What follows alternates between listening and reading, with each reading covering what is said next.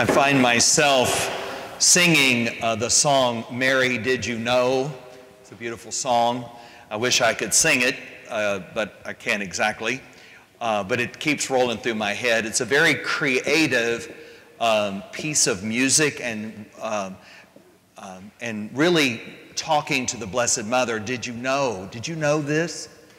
And how amazing it is, this son of yours. It brings back the memory of about 6 or 7 years ago, 6 years ago, I went on a 30-day silent retreat. There were people taking bets that I could not stay silent for 30 days. And I said, well, don't underestimate God. And I would say God would win that bet. In that silent retreat, it's a Jesuit retreat, and I've done 5 days and 8 days before silent. And I'm not really a Jesuit. The Jesuit methodology, spirituality, they have exercises. You know, I don't know what I was thinking about exactly, other than I probably needed a lot of time with Jesus. And that's one place you can get that time. Because I really can't, I've never been able to do that Jesuit thing. Whatever they're doing, doesn't work for me. You know? So here I am doing 30 days of it. Wow. Well, anyway, I talked, once a day you get 20 minutes with your spiritual director. And I told him, I said, you know, I really can't do this. It feels like I'm faking it or I'm making it up or something. It doesn't feel right. It doesn't feel real for me. He said, well, don't do it that way then. He said, just play with the scriptures. Really? I said, okay. So, you know, you have a particular scriptures you're reflecting on. It was, at this part, the resurrection. After the death, you know, Emmaus, when the 2 disciples are walking along and Jesus appears to them. It was in that period. And so I thought, well, all right. So what happened was the story about Jesus appearing to Mary Magdalene and then appearing to Peter and the beloved disciple. And in my imagination, I imagined Jesus appearing to the Blessed Mother first.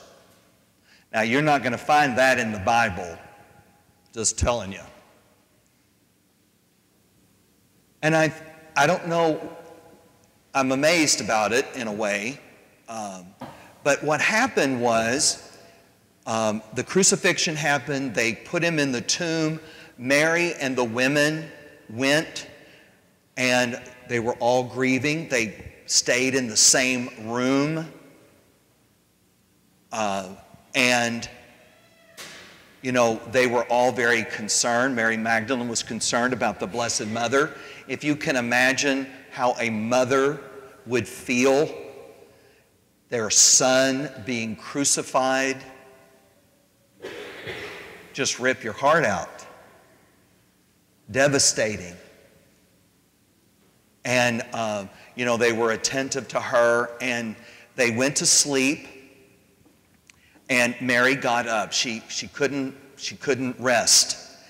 And she got up and left quietly outside.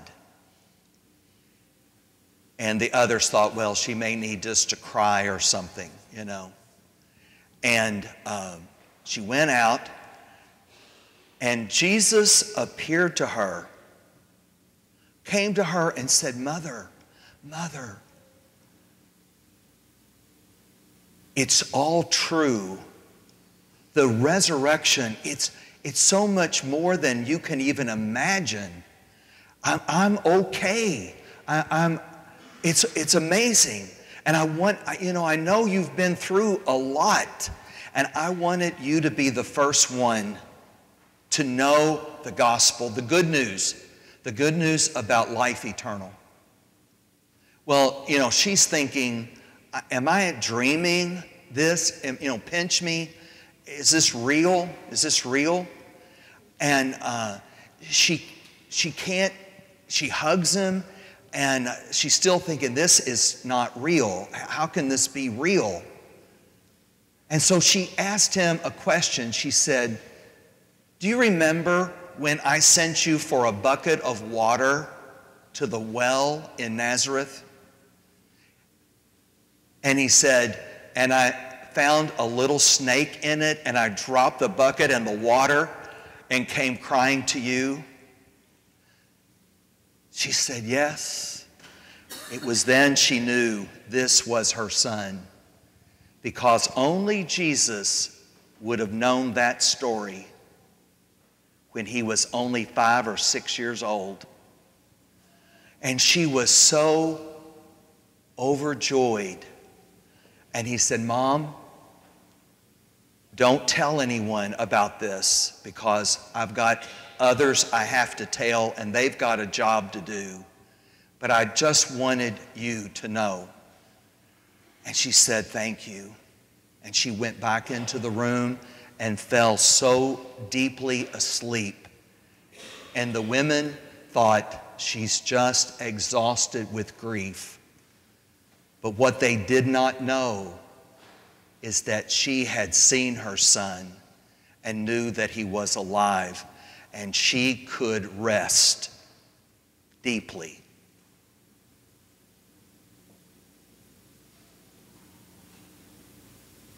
Now that is what happened. And what I take from it, first of all, it's not the gospel. So you don't have to believe it.